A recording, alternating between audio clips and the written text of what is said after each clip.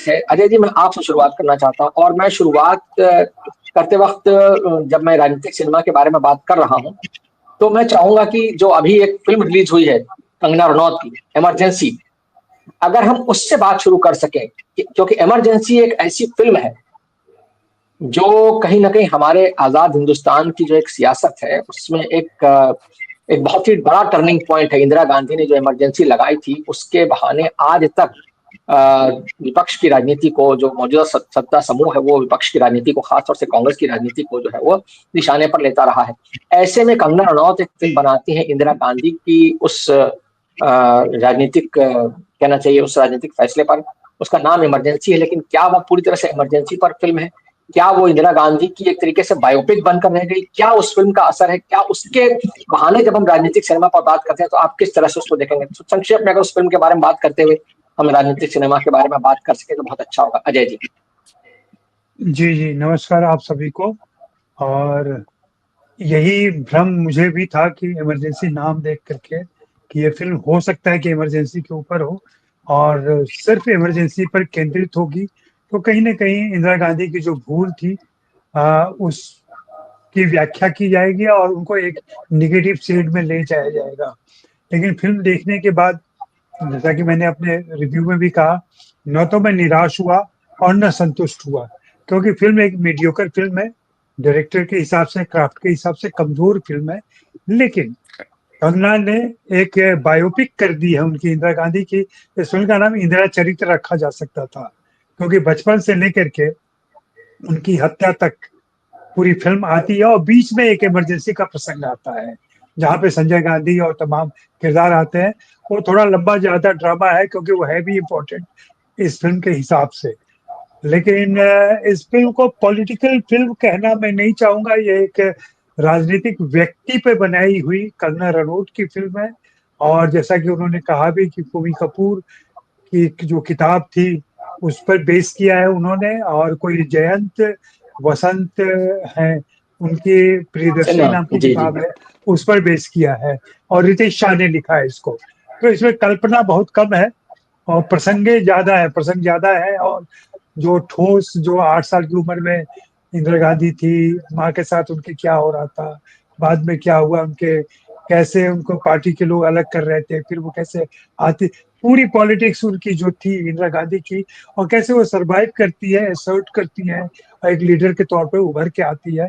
और बाद में जो इनकी कल्पना है कि उनका स्वयं का भूत ही उनको परेशान करता है इमरजेंसी की वजह से, और गलतियां जो हो गई हैं उसका वो पश्चाताप कैसे करती हैं, और उस पश्चाताप में फिर आगे क्या होता है, कैसे संजय को खुद से अलग करती है, फिर संजय। तो ये फिल्म की कहानी क्या बताना।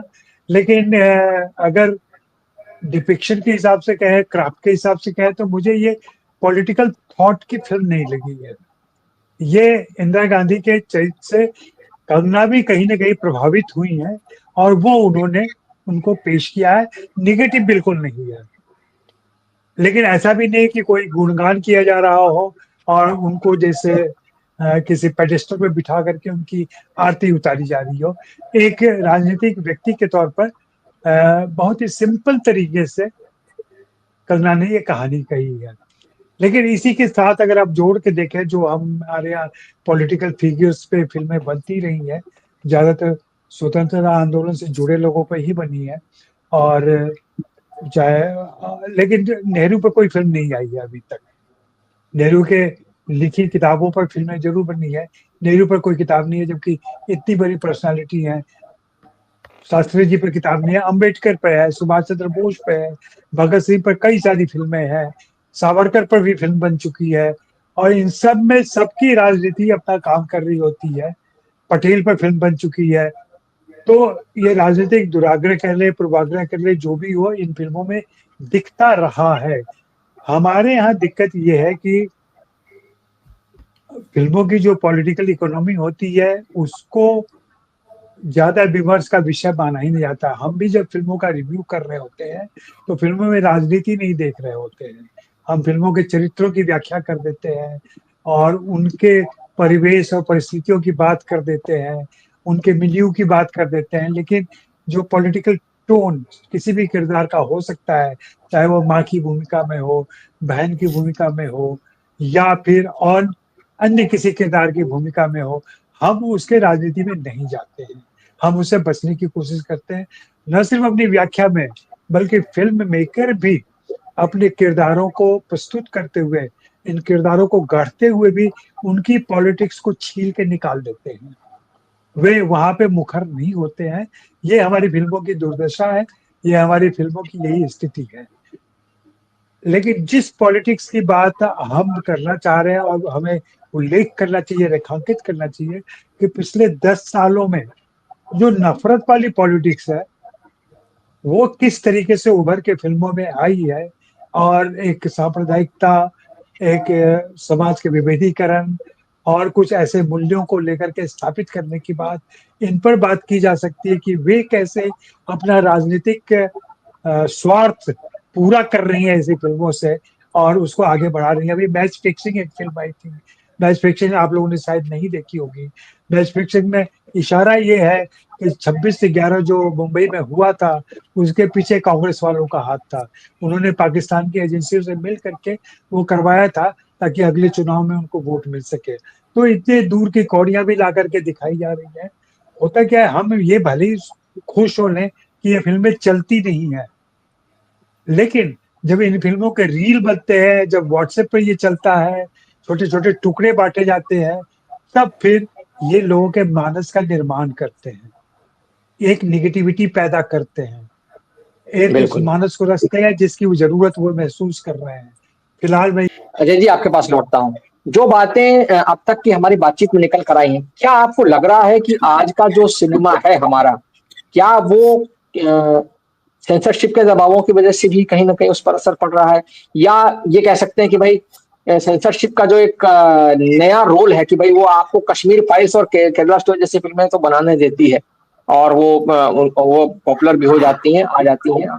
लेकिन जब इमरजेंसी आप बनाते हैं तो उस पर बहुत सारे कट्स लगते हैं, कहा जाता है कि नहीं इससे नुकसान हो जाएगा, ये बहुत सारी बातें हैं। तो कहीं न कहीं फ़िल्म जो है वो इमरजेंसी हो सकता है, कंगना रनौत ने जो ओरिजिनल बनाई हो, उसमें शायद इंदिरा गांधी का ज़्यादा तीखा क्रिटिक हो, लेकिन जब फ़िल्म हमारे सामने आई है, सेंसरशिप से पास होकर के, तो उसमें वो चीज़ें नहीं दिख रही हैं। क्या आपको लगता है कि ये जो एक किस्म के दबाव हैं, कहीं न कहीं, पूर्वाग्रह तो है ही अपनी जगह, लेकिन दबावों का भी असर है?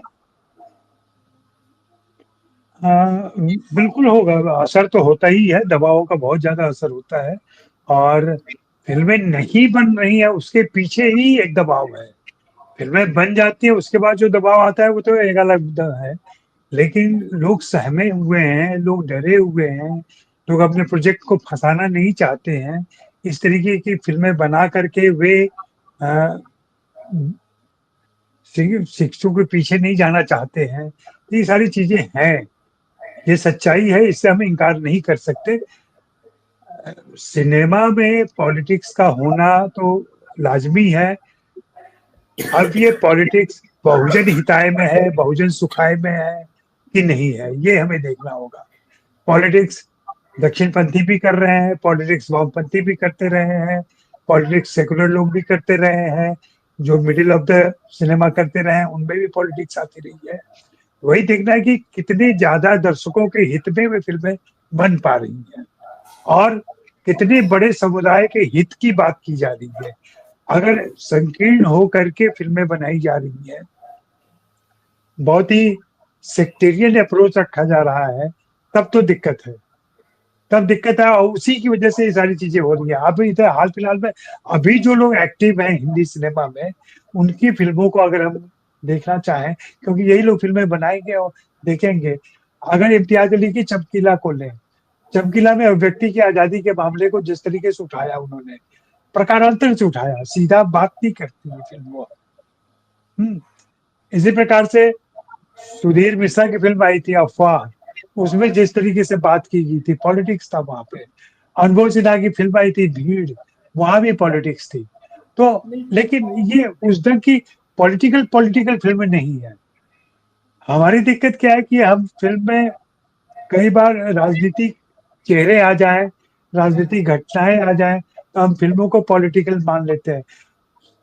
कितनी बड़ी विडंबना है कि जिस फ़िल्म का नाम ही राजनीति है, उसमें राजनीति नहीं है। वो संबंधों की फिल्म है। मैं प्रकाश झा की फिल्म की बात कर रहा हूँ मैं। तो वो राजनीति की बात ही नहीं करती है, वो थोड़ा थोड़ा महाभारत और थोड़ा इधर से कर्ण को ले लिया, उसको ले लिया, उसको ले लिया, उन संबंधों को लेकर के चली जाती है। हाँ, उनकी दूसरी फिल्म जो आरक्षण आई थी, वहां पे राजनीति थी, सत्याग्रह आई थी, वहां थोड़ी राजनीति थी, लेकिन जैसे भटकी हुई राजनीति है उनकी, वैसे हिंदी फिल्मों के फिल्मकार ज्यादातर भटके हुए भी है। राजनीतिक सोच में स्थिरता नहीं है, स्पष्ट सोच नहीं है, और आप जिन पूर्वजों की बात कर रहे हैं, पुरखों की बात कर रहे हैं, जिनके पास एक धार थी, राजनीतिक सोच थी, वैसे लोग तो अब कम ही हो गए हैं, वैसे लोग नहीं है। युवा पीढ़ी जो आई है, जो पॉलिटिकल थॉट रखती है और आज के समाज को समझ रही है, वो फिल्में नहीं बना पा रही है, उसके स्क्रिप्ट को रोक। मैं 2-3 ऐसे उदाहरण जानता हूँ जहाँ की फिल्म बन रही थी, फिल्म में कुछ ऐसी घटनाएं थी जो वर्तमान सत्ता के खिलाफ जा रही थी, उन फिल्मों को रोक दिया गया। करण जौहर की फिल्म तख्त जो बन रही थी, तख्त जैसी फिल्म रोक दी गई क्योंकि वहां पे धाराशिवों को हाईलाइट किया जाता था, औरंगजेब पर फोकस नहीं होता।